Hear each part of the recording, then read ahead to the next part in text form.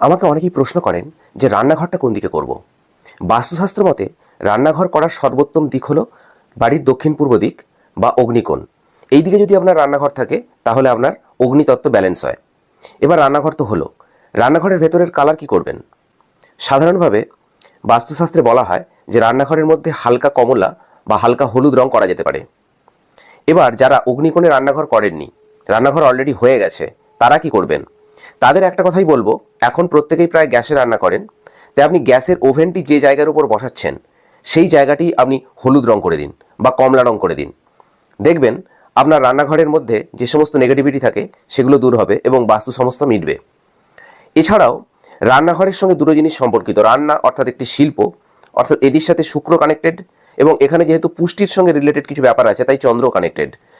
তাই এখানে অযথা রান্নাঘরের মধ্যে জল ফেলে রাখবেন না এবং রান্নাঘরটাকে সাজিয়ে গুছিয়ে রাখুন। তাহলে দেখবেন আপনার চন্দ্র এবং শুক্র দুটোই ব্যালেন্স হবে এবং আপনার ক্ষেত্রে এটা খুব ভালো ফল দেবে। নমস্কার।